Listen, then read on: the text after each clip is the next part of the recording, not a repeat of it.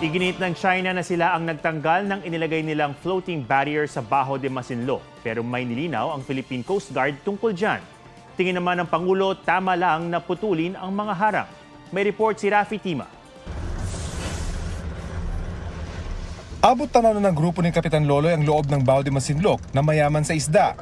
Pero di sila makapasok dahil sa pagbabawal ng China Coast Guard. Wala eh. Matumal. Pag ikaw lang mag-isa sa bowling ka niyan, kung tatalsik yung espiritu mo dyan. Mag-iisang linggo na sila sa laot pero 500 kilo pa lang ang kanilang huli. Kulang pa raw yan para mabawi ang puhunan.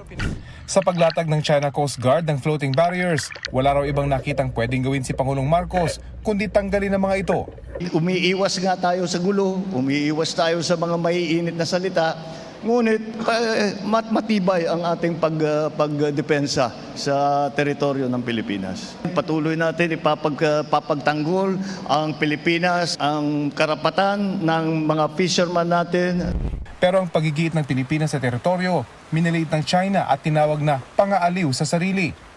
Patuloy daw na ipagtatanggol ng China ang anilay teritoryo nila. Tinawag naman ng China Coast Guard na imbento ang ginawang pagputol ng Philippine Coast Guard sa mga barrier. Sila raw ang kusang nagtanggal sa mga ito. Paliwanag ng ating Coast Guard. It's the Chinese Coast Guard who recovered their own barrier.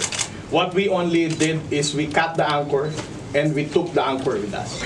Kanina, ipinakita pa ng PCG ang angkla na nakakabit sa mga floating barrier.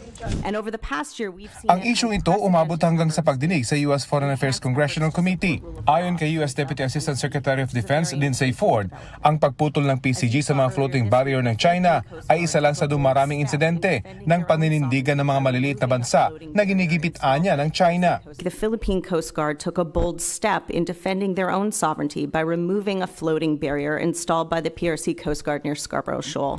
Sabi naman ng Ministry of National Defense ng China, ang Amerika ang nangguguro sa katahimikan sa South China Sea.